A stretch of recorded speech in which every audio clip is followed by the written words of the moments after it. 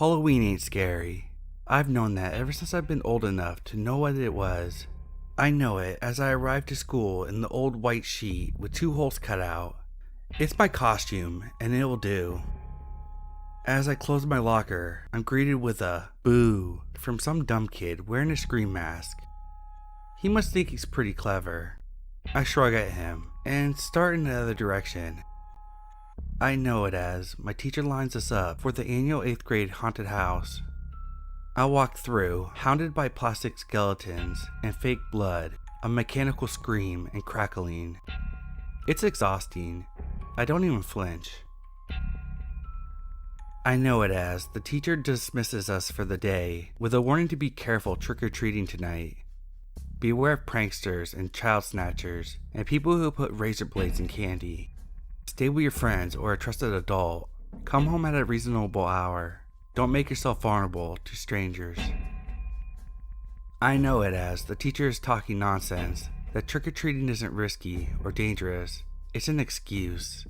It's an opportunity.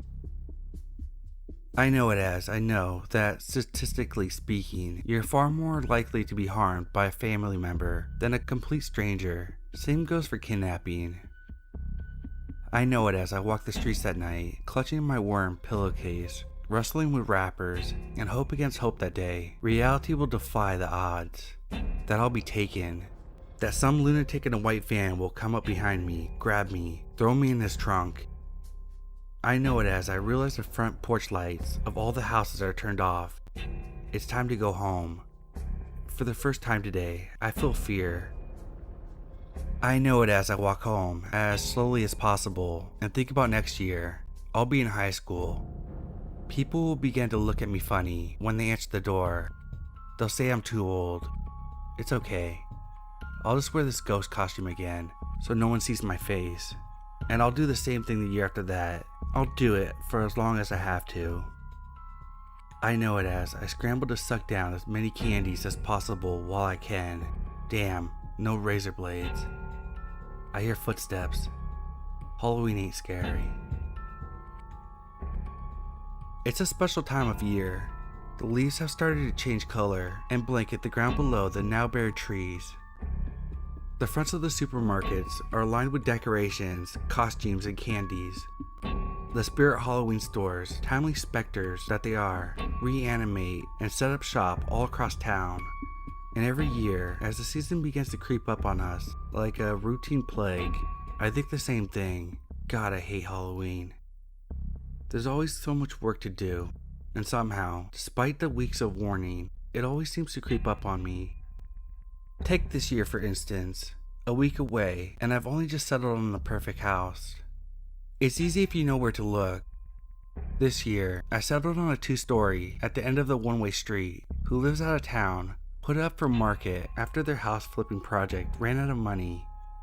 Their asking price was too high, so it quietly sat on the market for a while.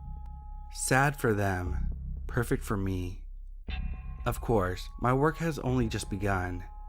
I need to get decorations for the front entry, supplies for the harvesting, a van for transportation, candy for trick-or-treaters, and a fake ID for any police officers who come by. It'll all be worth it in the end. See, when the light's on out front, the children come knocking. Some have parents, others travel with friends, and an unfortunate few walk the dark streets of Halloween night all alone.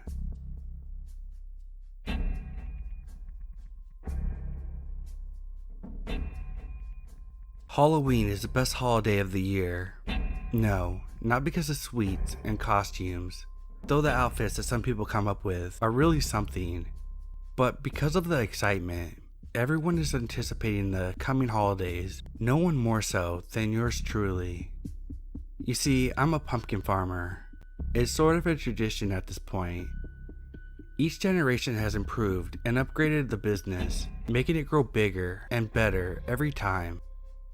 This year, it's my go.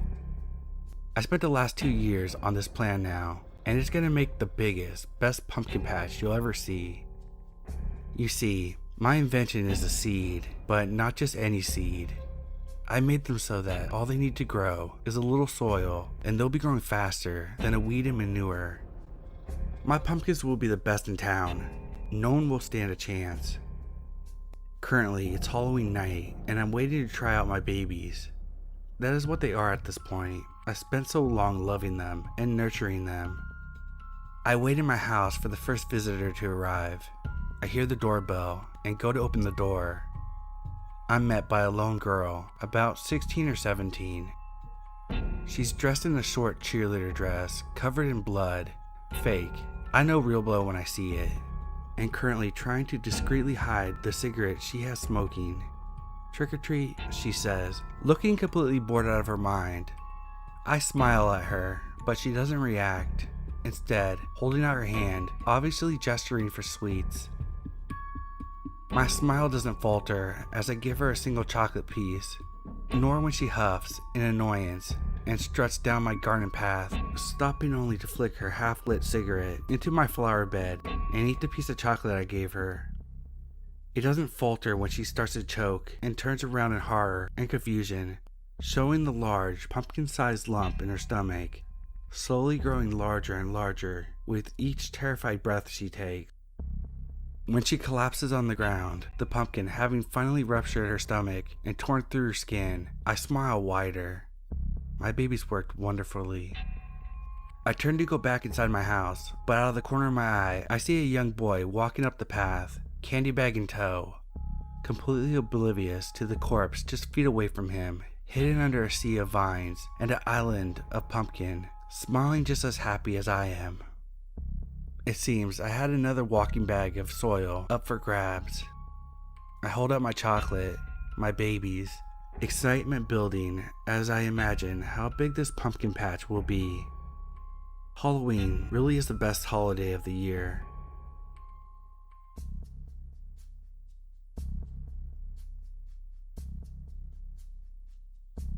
Thomas hated Halloween. It's a combination of everything he disliked. Crowds, darkness, and fake monsters. Fake monsters were the worst though, because how do you even know if it's fake? There was one silver lining to the day he dreaded: candy. Tommy could never resist the sweet treats. Since his mother never passed them out or anything to the neighborhood children, going house to house was the only option. After finally finding the courage to go trick-or-treating, he started down the street. The pumpkin costume his mother had stuffed him into was a bit tight, but he waddled persistently. It didn't take long to fill the bottom of the plastic pumpkin with licorice and jawbreakers. Most of the houses just left the lights on without adding any extra decorations in their yard. Those were the places he felt more comfortable approaching, but they never seemed to be giving away anything good. With searching eyes, Tommy noticed the strobe light of a home not too far away. The place seemed to have a decent amount of money, according to their display. Tommy's shaky legs dragged him slowly towards the house. As he approached the yard, he could make out more than an impressive scene. At the front gate, barbed wire was weaved around the archway. At least 3 different types of strobe lights flashed brightly, giving everything an old movie effect. To the left of the large tree stood something that took the breath out of Tommy's mouth. The decorative creature stood at least 2 stories high. Its stretched, pale green flesh shone in the moonlight. The twiggish body ended with a rotting pumpkin head. Its face pointed downwards at its vine-like fingers. The appendages held a mannequin child about the same age as Tommy. The child's torso was ripped down the middle in a grotesque fashion. At the creature's feet laid full-size candy bars and fake blood. Fake monsters. Tommy heard a voice in his head remind him of the fact. Despite that, his heart was still thundering loudly in his pudgy chest. A neighborhood kid's laugh broke in the distance and snapped him from his frightened trance. Fake monsters, he told himself, and started walking towards the scattered treasure. Fake monsters, he kept reminding himself. The thing's legs not far away. Then Tommy suddenly remembered something. He turned around, back towards his home, and could barely see it in the distance. He looked back at his shoes, just as a thought broke. Why didn't he recognize these decorations? Before terror finally set in, a body fell in front of his feet. The corpse splattered blood across the orange outfit. A scream had barely left his mouth when the world was ripped out from under him. The vines wrapped around his body, then began to rip. Thomas's last comprehensible thought was that he heard talking in the distance. "Let's check out that house. They gotta have good stuff. Unless you're scared." Then the fake monster tore open his body.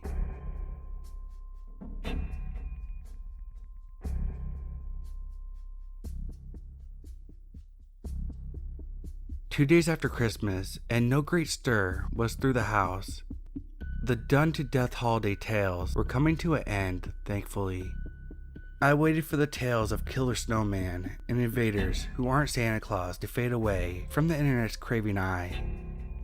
Everyone was at work or gone home, and it was just me and my computer, which is why I want to regale the web with yet another holiday tale. I have a neighbor, a strange old cross-eyed man who we'll call Mr. Halloween. He's harmless, I think. The neighborhood I live in, despite being a rough town, is very peaceful. Only once has a house been robbed here, and when the perpetrators were caught, they were found in the cells completely burned to death. Strange noises emanate from Mr. Halloween's house the night it happened. I don't know how he got that nickname, Mr. Halloween. Maybe it's because he's a spooky guy, but no one knows his real name. My parents don't talk about him. Kids stay away from his house.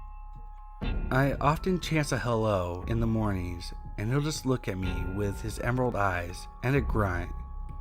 That's okay though, because I'm neighborly, and someone interacts with the old man, everyone wins. What's strange to me is that on Christmas night, every year there's a great commotion about his house. Generally I just ignore it, but this year I chanced to look through his curtains. All I saw through his window was him dressed in his Sunday best in the living room of his house, talking to someone.